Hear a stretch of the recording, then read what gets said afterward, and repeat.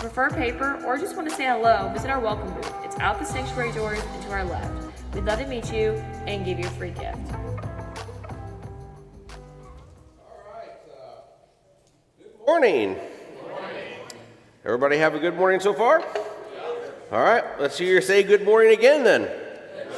All right, that's better, a lot better. All right, so, wow, who got a chance to go to the swim party last week? I mean, we had a big crowd. I think we ate 30 pizzas or something like that, and I don't know how many sodas were drank, but a lot. We love, something we love doing here at our church is creating intentional time that we can actually spend in fellowship and growing relationally outside the church walls. So that is just one event. It is something that we try to do on a quarterly basis. So if you didn't get a chance to make it, keep your eyes open. We'll have something coming up in the next couple of months that'll do that. But in that, I don't know, it was a splash of a time. I think Connor Reed took the record again for Cannonball. But this is a picture I love right here. Let's see this picture on the screen. Well, look at that pose. I mean, if that isn't a pose, I don't know what is. I mean, so Kyle won the best pose picture, and I mean, that is fully deserving of it right there. So anyway, God's so good. Man, we're just blessed to have such a loving church, so that is good. Also want to welcome baby Van Cleve, Mr. Crew, for the first time at church. So, our church is blessed abundantly with children, and that is such a cool thing. A lot of churches envy that, and it's something that we have a lot of, and there's more to come, so it's even better than that. So let's jump into this week's sermon. Obviously, we're still going to be running through the Sermon on the Mount. So again, we're going to be on part 4 today. And the big idea is Jesus doesn't simply change where we're going when we die. He changes who we are while we live. So, that makes you think about it for a second. So if you ever heard someone say, people never really change. I mean, maybe, has anyone ever said that? People never change? I think we'd all be guilty if we said that. Maybe you said to yourself, maybe you've watched someone promise, this time's going to be different. Or maybe it's, I'm done. I've done this, or I'm going to change. But only to find themselves right back where they started when they said it. Maybe you've watched someone with addiction destroy a family. Or maybe you've seen someone with pride and anger destroy a marriage. Maybe if we're really honest, you've seen and looked in the mirror and thought, why am I still fighting this? I've asked God, I've prayed about this. I promised God I'll do this. Every one of us knows what it feels like to want to change, right? We all feel like if we could do something, I could be a better person. Well, that's why everyone's always looking for that next answer, right? A new book, the new self-help book that pops out. Maybe it's a new habit, a new program. Maybe it's the first of the year, and obviously it's the gym's best time of the year. Maybe it's a New Year's resolution. So now all your gyms, of course, they just blow up in January. It's the best month. So, if you fall into that world of, I bought a gym membership in January and I went 2 times and I paid for the whole year because it was cheaper, but I haven't been back, right? I mean, how many people fall into that Ponzi scheme of how they make you pay for it because they realize that those things die as the year goes on. So they want to get your money all up front. But deep down inside, we all believe that we could be different if we could just change. So the big question is, can we? Can we change? Can an angry person become someone who's gentle? Or maybe someone who's prideful? Can they become humble? Is it real? Can a selfish person be somebody that becomes generous? I mean, our culture says probably not. That's what it says. But they'll tell you that maybe you'll hide it better. Or you'll learn to cope with it. But people just don't really change. That's what the world's going to tell you. They just don't really change. Church, if that were true, Christianity would have nothing to offer, right? There wouldn't be anything there. Jesus didn't come to make us behave better. He came for one thing, and that's to make us better, to give us a chance to be with the King. He didn't come to make us more religious. He didn't come with rules and say, all right, here you go, good luck. Let's see, what can you do next? Just do the best you can with it. He came to give people new life. because he changes our heart. When we really give into him, he changes our heart, and everything else at that point begins to change. Everything in our life changes. And I'm living proof of that. When I was a kid, I wasn't the best person in the world. I lived as much of the world as you possibly could in my younger years. But it took one true encounter for me to change. So I'm living proof that change does happen. And I owe a lot of that to my sister sitting back there. She was adamant about saying, you need to come with us, you need to come with us. Maybe that would have happened if I wouldn't have, but it would be a what if, right? But the reality and the truth is, it happened because she was persistent and I was obedient. So at that point, that's where our life begins. It's exactly where we've been on the Sermon on the Mount. For the last 3 weeks, we've been climbing the mountain with Jesus. We've listened to the disciples, sit around the king, as he announces who his kingdom is. First he showed us the doorway to the kingdom, right? Anybody remember that? Poor in spirit, we all come in the same way, tall, short, rich, poor, we all go the exact same way. Then Jason taught us last week how we saw mourning over sin, meekness, a hunger and thirst for righteousness. But did you notice anything else as we've been going through that? Every one of those Beatitudes is about God doing something inside of us. Not something that we can see. This is stuff that's buried down in our heart. No one knows it besides you and him. But here's the question that Jesus is going to answer next. If the king really changes a person's heart, shouldn't someone notice? So if your heart has changed, should your spouse not notice? I would sure hope that your kids, if you have kids, would notice. Your coworkers, people you work with every day, I would hope that they would see a change in you, right? I hope if you come to this church and you walk in the door, someone here sees a change. You just don't see the same person. Because if Jesus is truly reigning in our hearts, there ought to be evidence of it. And that's exactly where we're headed today. So the next four Beatitudes show us what a transformed life begins to look like. We've talked previously, so now it's not a perfect life, right? It's not an instant life change, but it's a progressive. It's something we should see as we move through it. So if you want to, you can turn to Matthew 5. We're going to be getting into that in just a moment. Otherwise, we're going to pray real quick. So, Lord, we thank you for the opportunity you've given us to gather today. And Lord, I ask right now that you just fill this room with your spirit, Lord, and open the hearts of the guys and the girls that are here, Lord, that we would take in what you're going to say, Lord, and that we put it to work in our lives, that we apply it to who we are. Lord, as we continue through the book of Sermon on the Mount, remind us that your goal is not simply to make us better people, Lord, but to make us people who resemble you, Lord, people who make us look like the kingdom. So thank you. I praise you in Jesus' name. Amen. So Matthew 5, verse 7 through 12. It says, God blesses those who are merciful, for they will be shown mercy.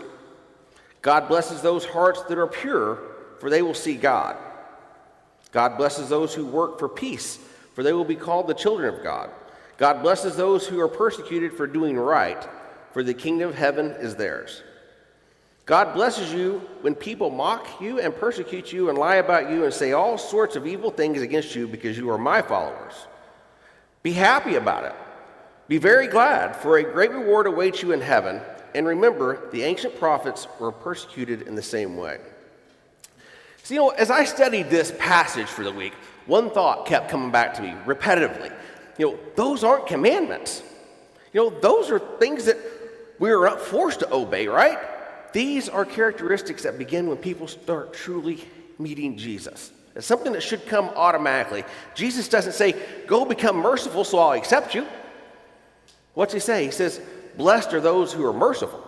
That's the words he uses. Blessed are those who are merciful. Because people who have received mercy should be merciful people. Just like people who have experienced grace should be what? They should be gracious people. If you've been given grace, you should be willing to give grace.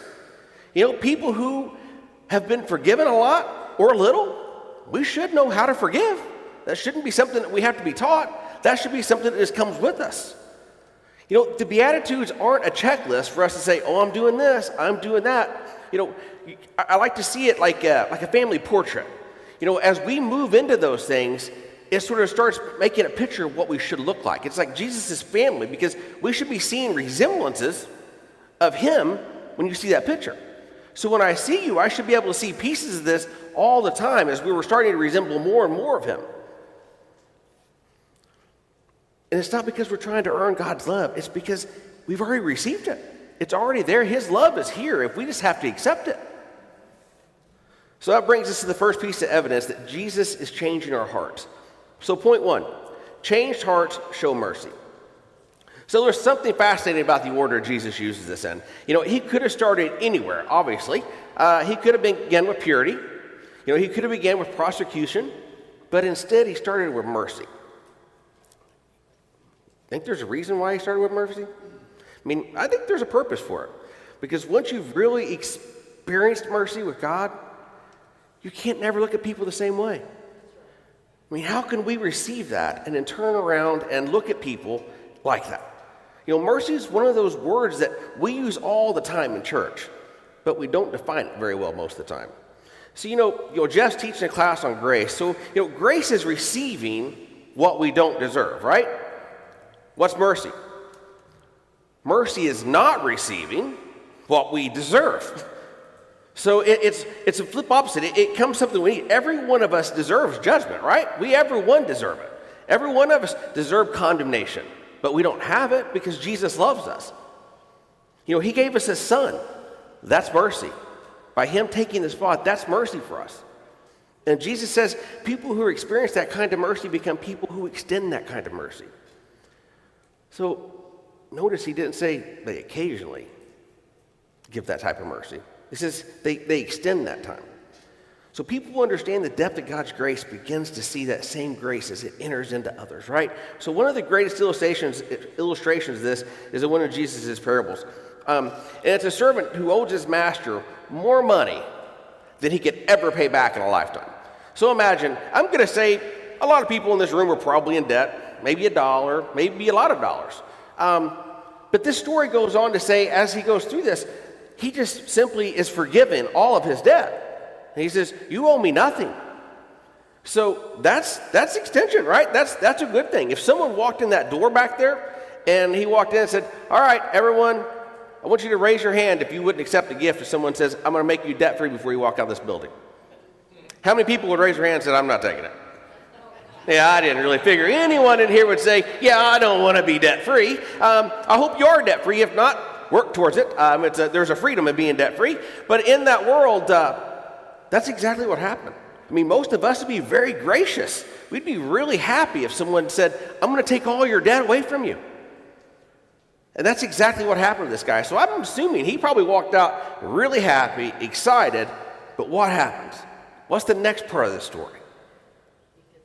So the next part of the story will pop up, and he walks out the door, and he sees a servant who owes him a little bit of money, just a little bit. And he goes towards him, and he confronts him with, hey, you owe me money. And he grabs him by the throat and chokes him and has him arrested and put in prison. All because you owe me, we're going to make this up, $25. Or let's just say you owe me $1,000. But you were just given grace for $1.5 million. Are we those type of people? Are we that person that says, hey, God's given us a lot? More than we can ever comprehend. So why is it that we're holding these things against our fellow Christians? Should we? Church, one of the clearest indicators that we've forgotten how much we've forgotten, or how much we've forgotten being forgiven, is by us not forgiving our brothers and sisters. And I'm not saying forgiveness is easy. I'm not sitting here saying that because it isn't. Sometimes it's incredibly difficult. Why? Sometimes the wounds are deep. Sometimes these are not just surface scratches that go away overnight. Sometimes they hurt. Sometimes they're scars that stay forever. Sometimes there's just like your heart's been shattered, torn to pieces. But that doesn't mean that when you forgive, the consequences don't still exist, right? There can still be a consequence for it. Forgiveness doesn't mean pretending something never happened. But forgiveness does mean refusing to make someone else's debt greater than what's already been canceled for you. So has anyone ever done anything that's that bad that you can't say, I forgive you? But I'm going to say every one of us in the room are holding that towards somebody. Just a little bit. You know, I've heard it said that the ground is level at the foot of the cross. It doesn't matter if you're tall, if you're short, you know, it doesn't make any difference. It's level at the foot of the cross. You know, no one stands taller. No one gets to say, guess what? My sin isn't as bad as your sin. Sorry. Love you, Bo, but I mean, you're way worse than I am. You know, I'm sorry. That isn't the truth. You know, every one of us came the same way to Jesus. We come spiritually bankrupt. We come needing mercy. We come with empty hands and an open heart. If you've really repented and you've really become someone different and you've had a transition in your life, it means you've come to an altar or you've sat in your car and you've cried out to God, I need you. I mean, truly cried out, God, I need you. We don't sit there and say, well, maybe I need you today. No, when it happens to us. Straight up, forward, and it should change your life forever. You should never be able to go back to what you were doing and feel like it was right. If so, you probably need to step back and re-examine exactly where you're living and where you're headed. Because he clearly tells us there is characteristics of people who are different. We're not the same people. We're not looking like we should be looking like everyone else that's walking down the road. You know, what happens if the Ridge becomes known as the most merciful church in the area? Not a church that compromises truth. So I'm not saying that we're going to compromise truth.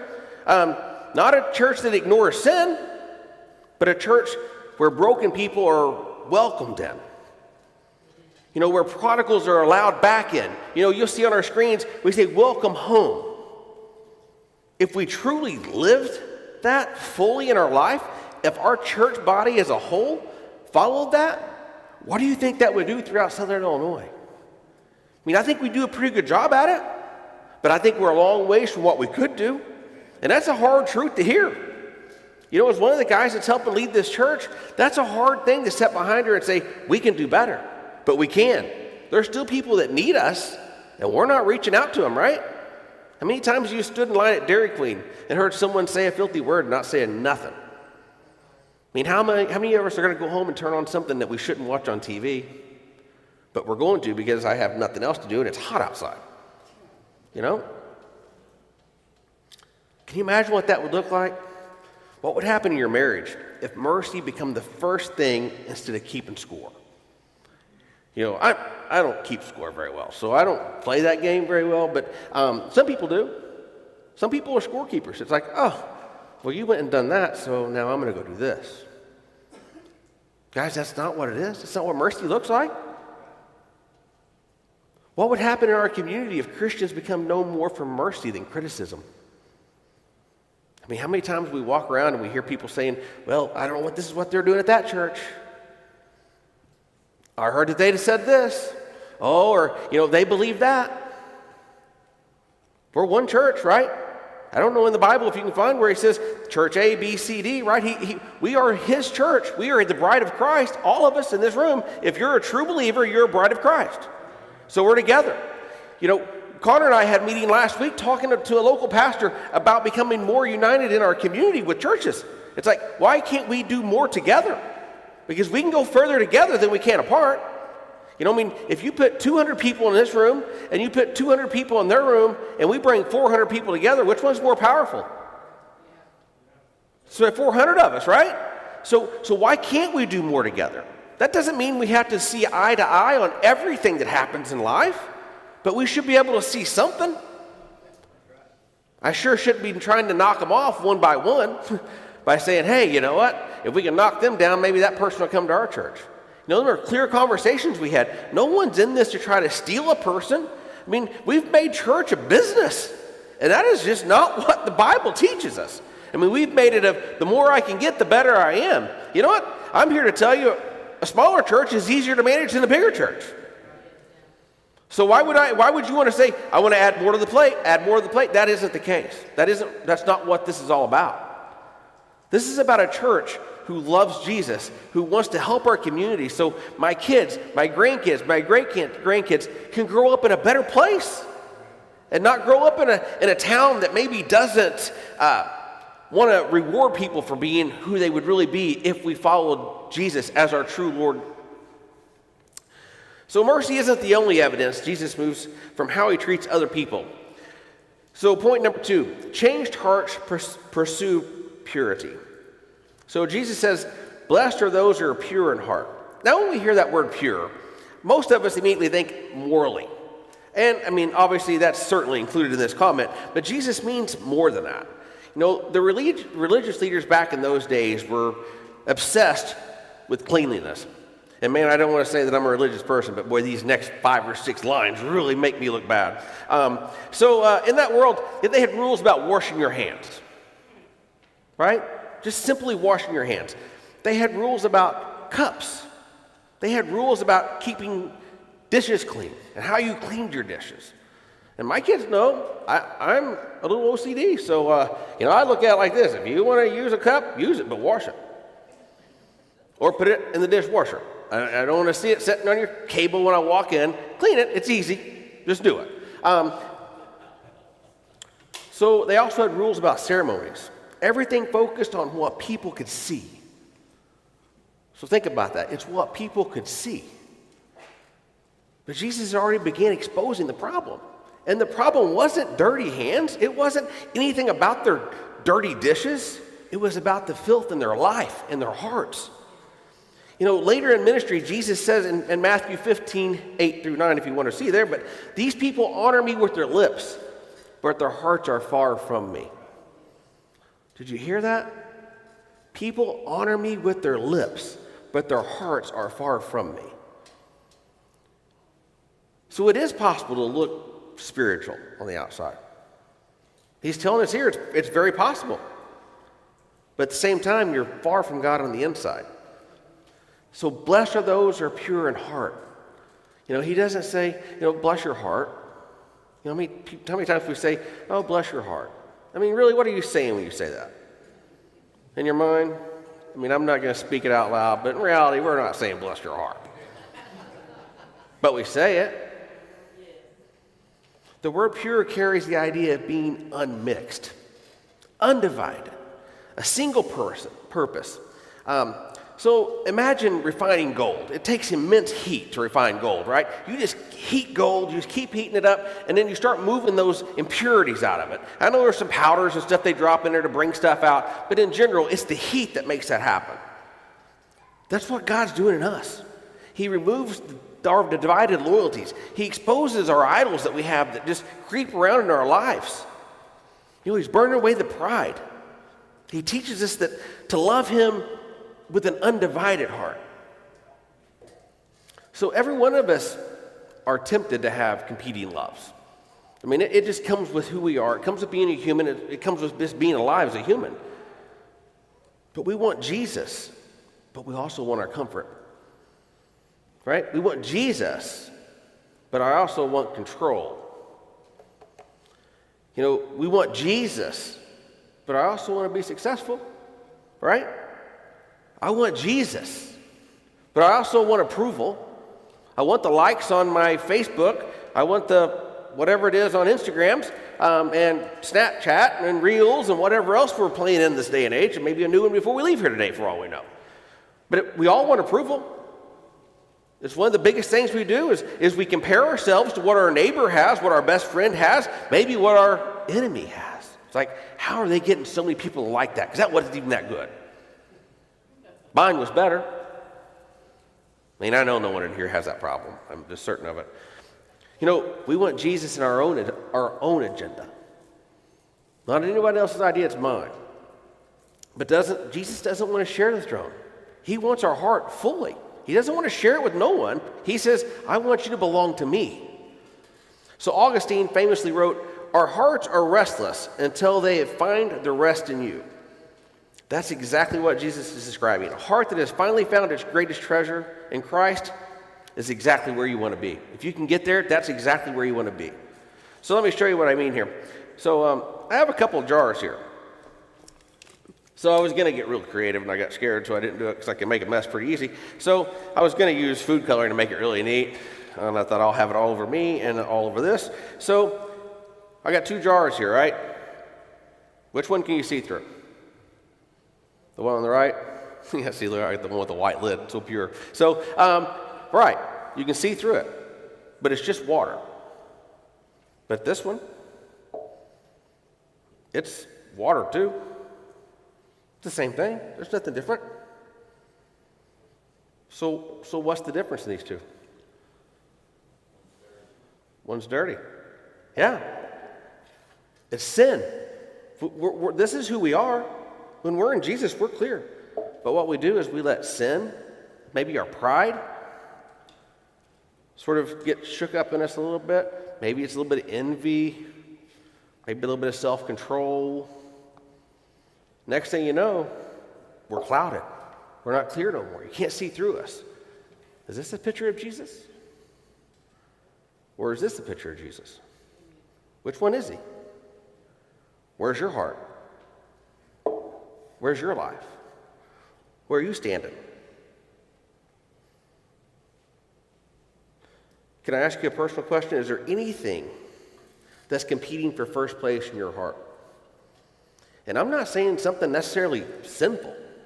I'm just saying anything becomes an ultimate thing, something that's more than just the normal. You know, careers.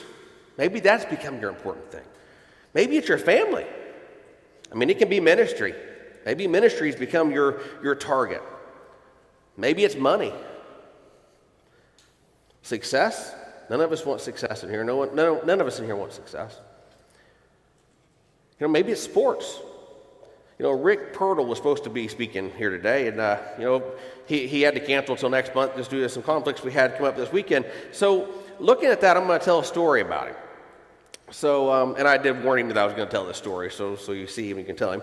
So, me and Tracy was there a couple months ago, and he was preaching a message through Deuteronomy 13. And basically, his wife had made him promise that this weekend we are cleaning out the garage. And if you're a guy and you have a garage, you know that is what you don't want to do on a good, pretty Friday or Saturday. I don't want to clean out the garage. I just soon go fish and do something different. But he said, I promised, so I was going to fulfill it. So he said, we wake up and she's working him like a slave. He said, getting these totes off the racks. And he said, we start pulling the totes down. And he said, we come across the tote. He said, we've thrown a lot of stuff away. And he said, all of a sudden, we grabbed this tote and the lid hadn't got snapped on it very good. He said, so it was just full of cobwebs. And he said, so we started pulling the stuff out of it. And he said, what it was accolades and achievements from their oldest son, from all the baseball wins he had. He said, they had trophies. He said, we had ribbons. He said, everything was in there. And he said, but they had just accumulated a bunch of dirt, dust, and cobwebs. And he said, it hit me at that point that what if I would have treated church like I treated his baseball? He said, if I would have went on Wednesday nights and got behind him and said, come on, you've got this. Keep going. You know, God's got you. Keep moving. Just like we would do at a ball game. You know, what would have happened if on Friday night when there was a youth retreat and I'd have really motivated and said, come on, let's go. Get there. There's things that's going to happen. He said, what would have happened different in his life? He said, here we're looking at years worth of all of our time and a tote that we ultimately just put in the trash because we didn't want them. He didn't want them. I mean, what are you going to do with them? When you're 25 years old and that stuff doesn't mean anything anymore. What would it have been if that would have been full of crowns in heaven? The hearts that he could change in that time frame. You know, where's our focus? Where are we at? I mean, anything that occupies the throne that belongs to Jesus is eventually going to leave us empty. I mean, it's never going to satisfy. You know, kingdom people aren't perfect people. You know, they're peoples whose heart belong to one king, and when that happens, people start seeing the evidence of it. It starts resembling what it is that you look like. So point 3, changed hearts make peace. Whew. So the next piece of this evidence Jesus gives is what the world desperately needs right now. Because he says, blessed are the peacemakers. So notice what he doesn't say there. He doesn't say, blessed are the peacekeepers. He says, blessed are the peacemakers. Because there's a difference. You know, peacekeepers avoid conflict. But peacemakers enter into conflict, but to bring reconciliation. Peacekeepers say, I don't want to get involved. I don't want to be a part of this. But peacemakers say, how can I help bring healing? How can I help correct the situation? Peacekeepers often sacrifice truth to keep everyone happy. This is a hard one. Peacemakers refused to sacrifice truth and love, right? They're not going to do it.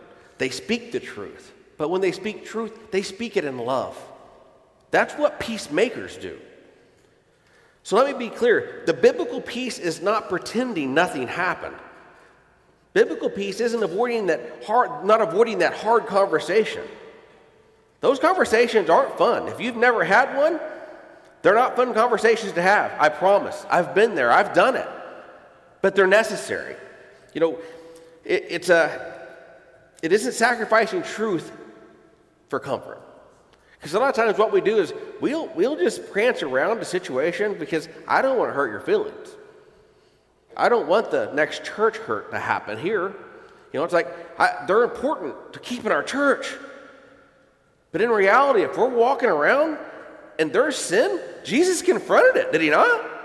I mean, he's done it here. He's going to continue to do it as we go through the Sermon on the Mount. He doesn't cut back and say, oh, but it's okay. Bless your heart. I don't think he ever said that, did he? No, he confronted them. But when we do that, we're avoiding it. All we're doing is just creating a bigger problem. We're becoming a church that's no longer gospel-centered. We're people-centered. Because now people's opinions and people's thoughts become more important than what the Bible says. And we stand strong in this church. Boy, that really separates bad. Our church, we stand strong in that we're a biblical church, that we're gospel-centered. But when we're not doing these things, all we're doing is just proving in ourselves that that's not true. Sometimes requiring, I was wrong. Sometimes you just got to say, I was wrong. I'm sorry. Sometimes it's saying, will you forgive me? Peacemakers don't run from those moments. They don't move towards them because reconciliation matters. It's something you have to do. Think about Jesus. He confronted sin. He flipped over tables. Not in anger. Not in a sinful way. So, the greatest act of peacemaking in history wasn't something signed between two countries. And a lot of times it's like, it was the peace treaty that changed the world. It isn't. That isn't what changed the world. Jesus changed the world. A cross being planted on a hill. That's what changed the world. That was the best peace treaty we have ever seen. And that we're ever going to see. Otherwise we'd be separated by sin forever. We'd spend eternity in hell if it wasn't for that cross on that hill. Him boring the sins that was our problem, paying the debt that was mine, right? Completely away from my notes, so we're just going to go with this. Kingdom people shouldn't enjoy any type of division. And I think I'm speaking to the church because, this is the Spirit moving directly in my heart right now. They don't stir conflict.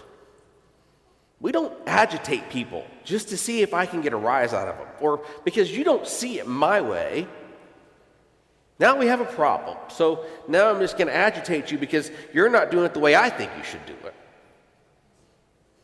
Guys, if we're doing it, we don't need to be doing this. This creates division in our church. But yet this is the brother or sister I love.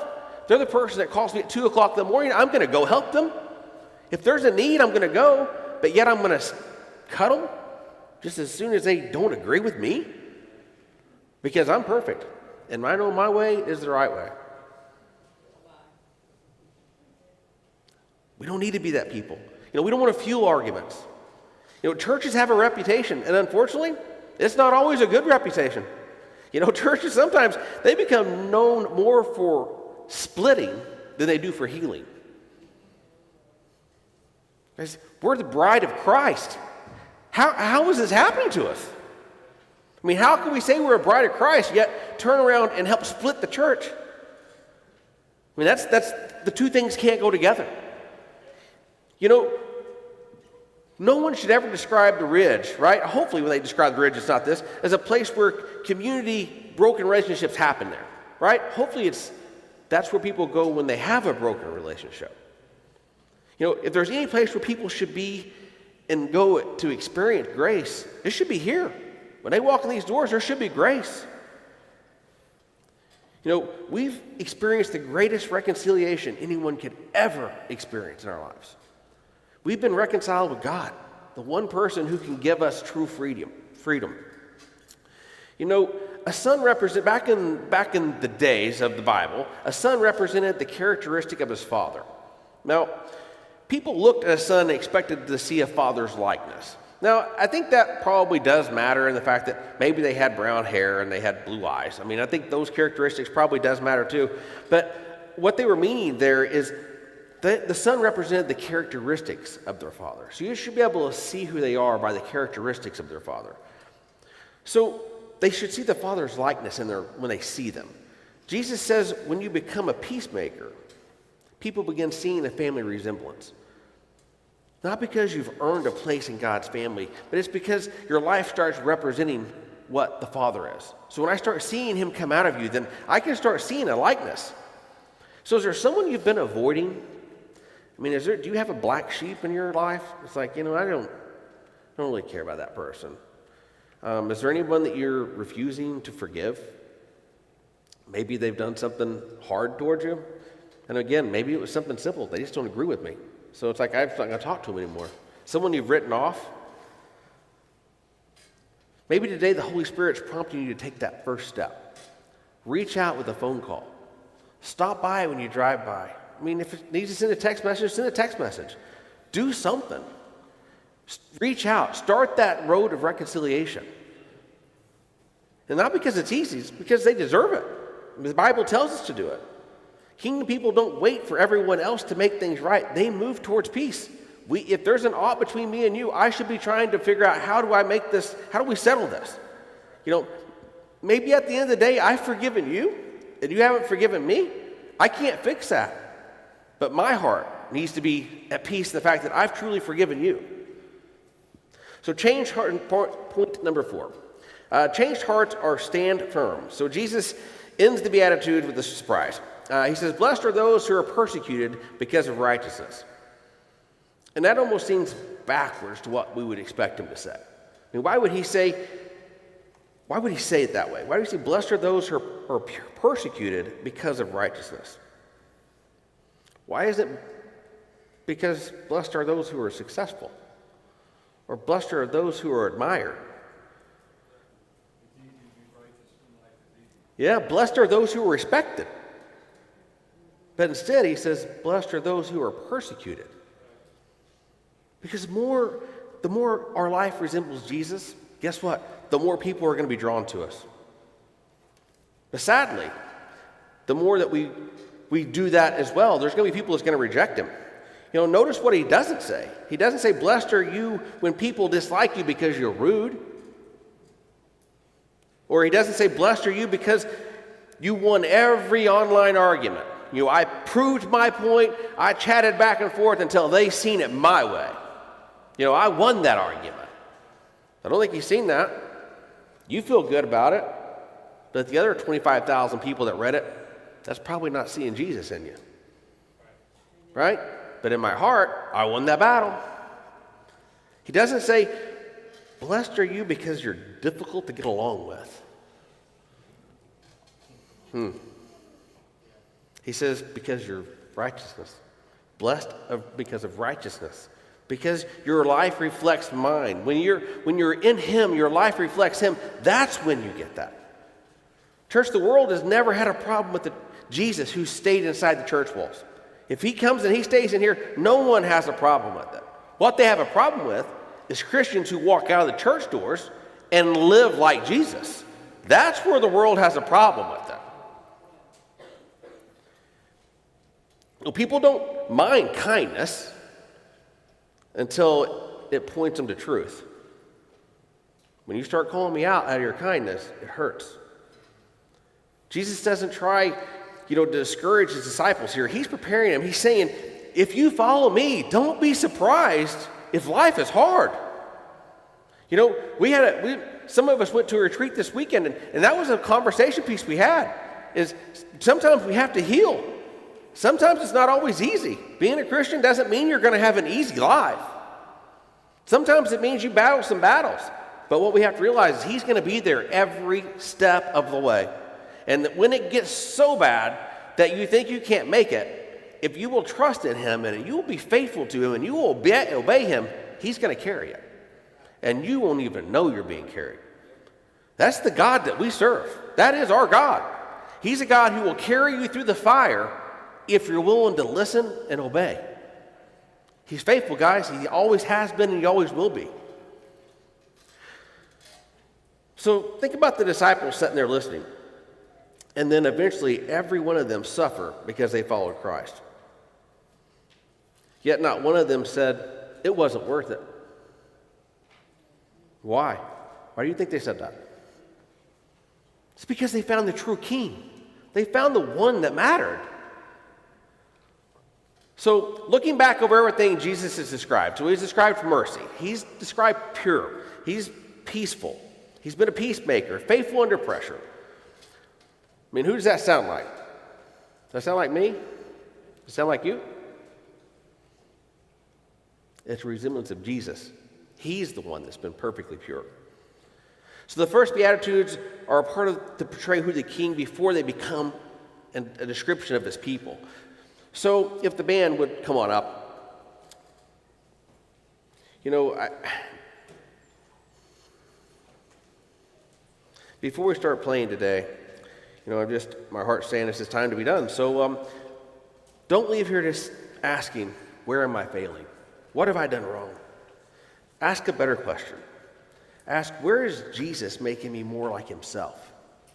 Because that's the message that the Sermon on the Mount has from the very beginning. Is he's asking us, where can you become more like me? And where are you working in me? So if you're here today and you're not sure, maybe you've got that in your heart, maybe there's some confusion in your mind, maybe you have an ought with a brother or sister physically, or maybe it's a Christian, or maybe it's just in your own heart with the policy of someone else's that you don't agree with. Because we're really good at doing it. Guys, if we want to be a church that's going to move forward, we have to be a church in unity. And a church in unity means we quit fighting with each other. We start breaking down those walls. We start building solid relationships within ourselves. And as we do that, we will move forward. So I encourage you, if that is you today, you don't know Jesus as your Savior, I plead with you. There is no day better than today. Today is the best day, can be the best day of your life. But you've got to be willing to respond. You've got to be willing to say, yes, God, I'm sorry. Yes, God, I'm coming to you empty. I need you. My heart has nothing to offer. There isn't enough money in your wallet to give him that he needs. All he wants is your heart. It's free. Just come forward.